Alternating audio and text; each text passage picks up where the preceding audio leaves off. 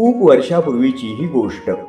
एका वाळवंटामध्ये जमिनीच्या खाली खजुराच्या 3 बिया होत्या. त्या 3ही बियांपैकी एका बीच्या वरती एक मोठा असा कठीण दगड होता आणि त्या दगडामुळे ते बीज खरं तर वरच्या बाजूला वाढूच शकणार नव्हते.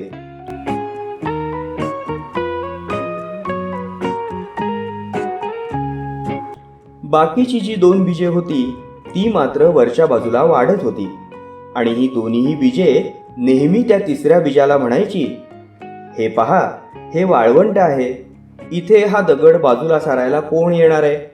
तेव्हा तू आता एक झाड बनण्याचे जे स्वप्न आहे ते पाहणं सोडून दे.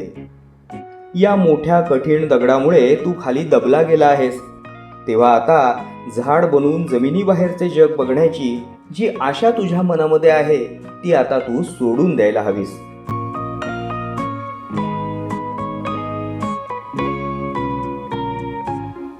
ती दोन्हीही बीजे वरील बाजूला स्वतःची वाढ करत होती आणि आता त्या दोन्ही बीजांपासून जमिनीच्या बाहेर इवलीशी रोपही आली होती.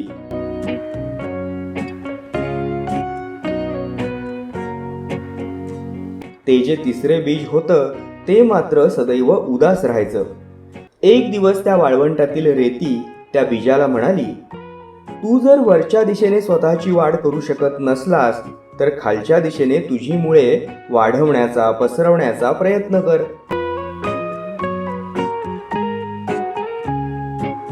यावरती त्या बीजाने विचारले, पण मग मला याचा काय फायदा?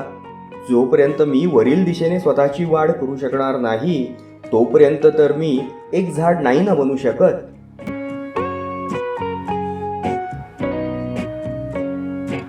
रेती म्हणाली, असा नकारात्मक विचार करू नकोस. अरे, हार मानण्यापेक्षा जो पर्याय तुझ्याकडे उपलब्ध आहे त्याच्यावरती काम करायला सुरुवात कर.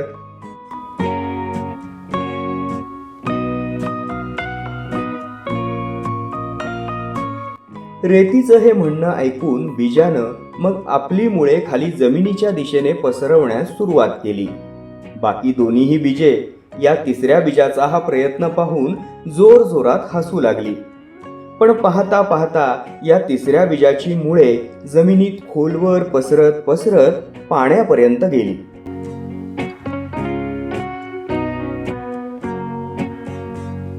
आता या बीजाकडे पाणी होते, जमिनीत खोलवर पसरलेली घट्ट मुळे होती, त्यामुळे साहजिकच प्रचंड ऊर्जा आता त्याच्याकडे होती. या प्रचंड ऊर्जेसह आता त्या बीजाने वरच्या दिशेने स्वतःला वाढवण्यास सुरुवात केली. अजूनही त्याच्या रस्त्यात तो कठीण दगड होताच की, पण यावेळी आपल्याकडे असलेल्या त्या प्रचंड ऊर्जेच्या जोरावर त्याने त्या कठीण दगडाच्या मधून देखील रस्ता काढला. ते जमिनीच्या वर आले आणि रोपाच्या माध्यमातून वाढू लागले.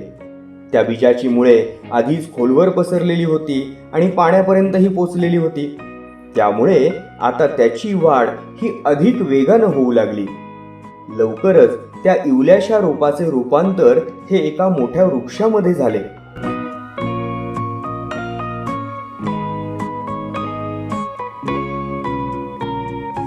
काही दिवसांनी त्या वाळवंटामध्ये एक मोठे वादळ आले.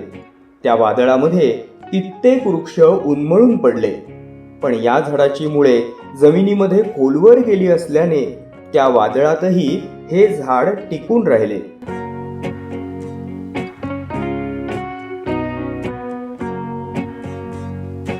या झाडाच्या सुरुवातीच्या काळामध्ये इतका संघर्ष होता, इतक्या अडचणी होत्या की आता वादळासारख्या समस्या त्या झाडापुढे काहीच नव्हत्या.